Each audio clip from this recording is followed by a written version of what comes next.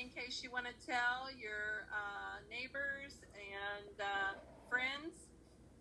It will be posted on the nchs.cc website tomorrow, and hopefully we can spread the word about some of these important topics that we're having this evening.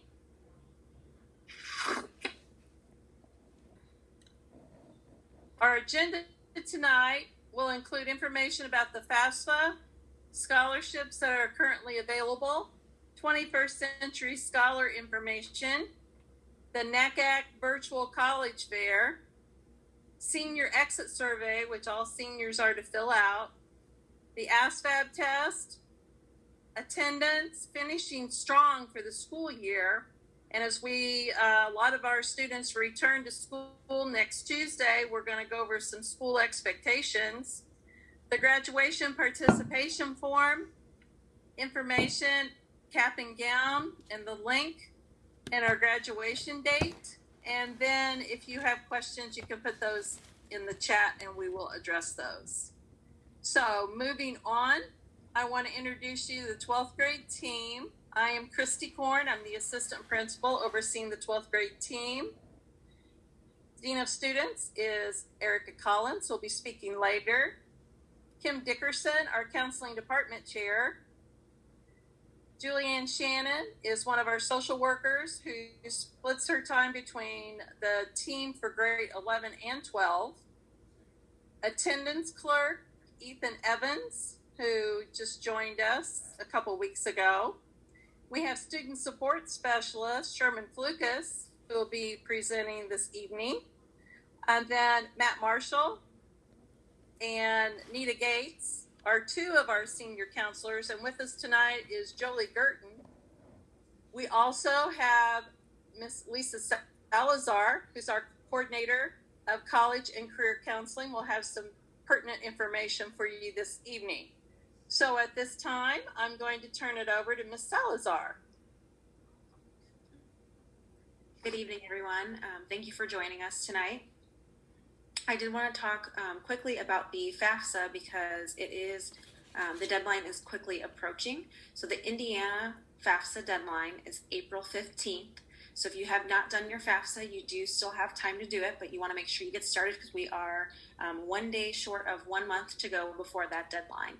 So if you look at that QR code on the screen, if you scan it, it will actually take you to the FAFSA website.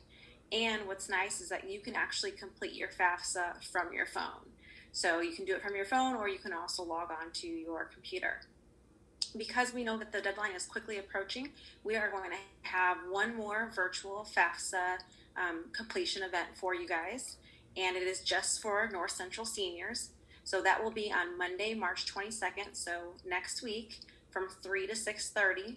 What's nice is all you have to do is click on the link. I sent it in the weekly update on Monday, and I'll send it out again. Click on the link, and then you'll be able to join from home and ask all of your FAFSA questions and get them answered from experts from the reps from InvestEd.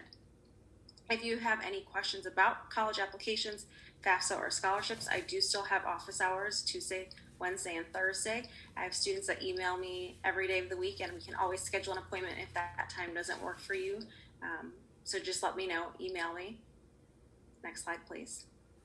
Scholarship opportunities. You may think that all the scholarships are done, but as you can see on this slide and the very next slide, I have a list of scholarships that are going to be due in just this next month alone. So there are going to still be more scholarship opportunities available to you that will go through probably the end of May, even into June. So definitely keep an eye out for all these scholarship opportunities. Check Naviance. When you get into your Naviance, scroll down to document resources and then select scholarship opportunities. There are still 1 or 2 scholarships out there that are just for North Central seniors. So again, that means you would only be competing against other North Central students for that particular scholarship. So again, please make sure you are checking for these scholarships because that's free money available to you. I do believe I had posted a couple weeks ago for one of our North Central only scholarships, we only had 2 students apply for it. So just think of the odds of getting that scholarship if you were one of those 2 that had turned in that application. So again, keep an eye out for these and apply for as many as you can, because you never know which scholarships you might earn.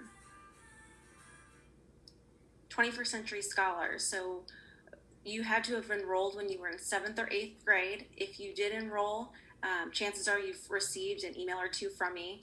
Please make sure to read those emails, because we really, really want to make sure that you're getting your 21st Century Scholarship. Remember, you do have to have a minimum of a 2.5 GPA, and you do have to complete your 12 Scholar Success activities. You can see here on the screen that there are just 3 each year. There are 3 videos that have to be completed. They only take about 10 minutes each to complete. If you were at North Central since your freshman year of high school, you completed a graduation plan with your counselor in the fall of your freshman year on paper. So that would be another one of your activities that you can complete. And we just talked about scholarships. That would qualify for checking off the search for scholarships box. They took away the SAT and ACT component for this year seniors just because of the pandemic. So that's another one checked off for you. If you're not able to get on campus for a college visit, you can do a virtual one. That will also get that box checked off for you. So right there, I just went over 4 or 5 activities that we can get checked off. So it'll only take a couple minutes to complete, but we really need you to log in and complete those activities. If you want to get to your ScholarTrack website, you can actually scan the QR code on the screen. And what's nice here, just like the FAFSA, is you can do these activities from your phone. And again, they'll only take a couple minutes. If you have questions, feel free to email me. I can put it in the chat later this evening. The NACAC Virtual College Fair. So just as I mentioned, for 21st Century Scholars, visiting with colleges, talking with reps, that's important. So not only for 21st Century Scholars is it important, but we still want all of the rest of the seniors to be attending these fairs as well, because you may not have made your decision yet of where you want to go for college. And attending these virtual fairs and talking with these reps may help you solidify your decision. So there is a fair coming up this weekend, March 21st. I believe that's a weekend. And you can actually select which reps you want to talk with. And I know I was looking this morning, there are over 1,500 different presentations that will be live on March 21st. So again, if you haven't made up your mind yet, maybe this would be a really great opportunity to just get some more information before making your final decision. And the graduation survey. So this is very, very important. We really need to know what your plan is for after high school. So that's military, apprenticeship and trade programs, the workforce, college. We want to know whatever that plan is, we need it. The QR code on the screen will take you exactly to the graduation survey, and it will only take you about 2 minutes to complete. We also want to know all of the scholarships that you've been awarded. So even if you've decided that you're going to go to IUPUI, say you applied to 3 other schools and you were offered scholarships from those 3 other schools, we still want to know those scholarships as well. We use that scholarship information that you turn into us to help complete some of the commencement program. So we really want to make sure we're getting all of your awards in there. So be sure to submit that as soon as possible. And again, that QR code will take you straight to the graduation survey, and it only takes a couple minutes to complete. Good evening, everyone. Thank you for being here. I just want to take a few minutes to talk about the ASVAB. One of the opportunities that the class of 2021 has is to complete graduation pathways instead of passing ISTA. So we will have the results of ISTA, excuse me, in a couple of weeks. So we wanted to give our students an opportunity also, regardless, if you pass ISTA, you don't have to worry about ASVAB. If you do not, then you have the opportunity still to meet graduation pathways by meeting a certain benchmark on the ASVAB. So some of you will be taking this assessment. It is this Thursday we're going to give the test, Thursday, March 18th. The ASVAB is a multiple choice assessment. It measures, there are several different components, and it measures your aptitude in several of these measures. Now, one of the things that it also does, it is a career assessment. So it will tell you which area, which occupation you might be best suited for. So it's we get a bonus because either you're going to meet this benchmark, and it's also going to help us identify perhaps a potential occupation for you. So we'll have the results for the ASVAB back in probably 3 or 4 weeks. And so it's going to give us some good information. It's going to help you satisfy graduation pathways and perhaps give you some good career information. So if you have questions about that, feel free to put them in the chat.